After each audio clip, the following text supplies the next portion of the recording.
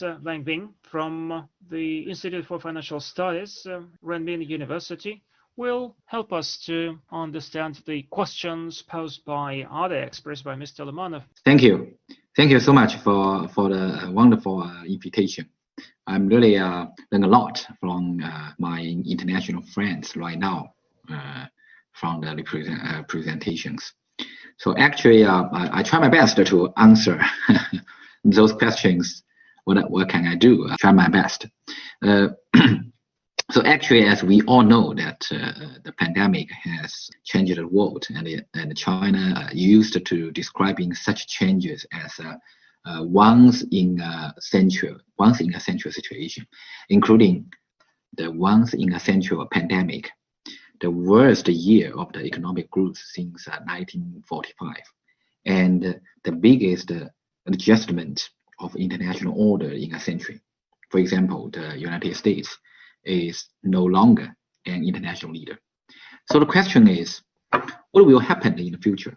At present, China now has formulated the 14th five-year plan and hopes to make preparations in advance for the coming 5 years. So my core points are that in the 5 years, the so-called century change is accelerating. So I have 4 points to share with my friends. First, from the perspectives of technology, human society will enter the digital age in an all-round way. With a global promotion of the 5G technology and global outbreak of the pandemic, 90% of the population will be digitized in 2025, including online shopping, online education, and telemedicine. And digitalization will be a necessary condition for every country and every citizen's daily life and work. And the global digital chain is forming, and the digital growth is accompanied by digital competition. And the gap of the national strengths is widening, and the digital gap will be formed. And by the end of the 2019, the United States and China accounted for more than 79% of the total number of AI enterprises in the world, and more than 75% of the patents related to blockchain technology. And digital economy of China, South Korea, Japan, and ASEAN are developing rapidly. And in 2019, the contribution rate of digital economy to China GDP growth is 68%.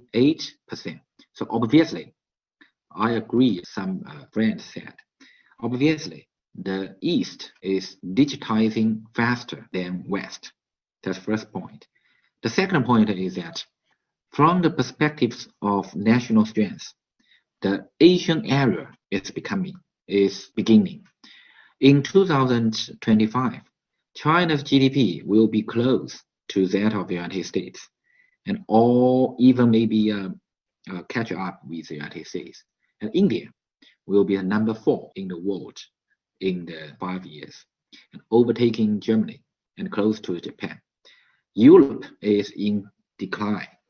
So for first time, the top 4 global economy will experience an Eastern renaissance with 3 seeds in Asia. For first time, the GDP of China, Japan, South Korea plus ASEAN exceeded that of EU plus US. What does that mean? That means the GDP of East Asia countries exceeded that of the West.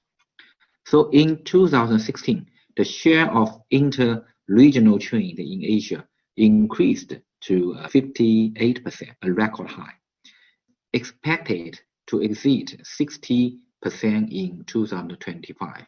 So in the next 5 years, Asian contribution to the global economic growth is expected to exceed 65%, and the contribution of the consumption growth will exceed 75%. And we can say that it is Europeanized in the 19th century, and Americanized in the 20th century, and Asianized in the 21st century. This is the second point I want to share. The third point I want to share is that from the perspective of political situation, the political system of the European and American country will be generally fall into a declining era. The national leaders of Germany, France, Britain, and the other old European powers will be replaced. Biden administration may not be able to bridge the mutual veto type of political split between a Democratic and a Republican in power. The civil Cold War, I call it civil Cold War in the US, has broken out.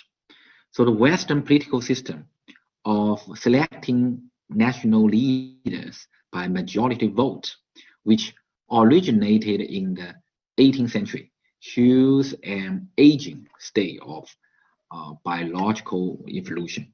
But the Asian is dynamic. The third point I want to share. Fourth point, from the perspectives of global governance, the international political, economic, and financial system established after World War II will enter the era of reform. So leadership of the United States has declined, and in the near future, the G7 will be dying. And the Eastern strength will rise, and the world calls for the reform of the international system, including the reform of the UN, reform of the WTO, and the reform of the IMF. So my conclusion, so based on the digital era, Asian era, decline era of Western political system, and the reform era of the global governance system. So my conclusion is very simple. That was a very brief 3 points. First, the United States is declining and Asia is rising. And China presumes international cooperation and is not willing to be the next hegemonic power. China has no intention of being a new world leader, but hopes to promote the next round of global governance through cooperation and consultation. That's the first point. Second conclusion remark is that Russia is a global power too. We in most of the Chinese views that Russia is a big global power, and turning to the east of Russia new strategy is the right strategic choice. Russia should be Euro-Asia country, not a European country, let alone a Western country. The second point I want to share. The third point is that the East should be confident. The United States and Europe once lead the world, but since the 21st century, the US and Europe have made many mistakes and need reform. They need reform. Political reform, economic reform, social reform, they need reform. But Eastern countries, including China, Japan, South Korea, and ASEAN, we are all on the right path. This is my honest remark. And in the future, how's about future? Of course, I think the future world cannot be led by one country. On the contrary, it needs consultation, mutual respect, and win-win cooperation. So this is a real future of mankind. So how about the United States? I think US cannot deter China's rise. And also for China's side, we don't need a new Cold War with the United States. What we want to do is to focus on our domestic development solution. If we can solve our domestic problems, such as economic, political, social, as well as the other domestic problems, and we can keep the sustainable development. So that's all. Thank you. Thank you, Wang.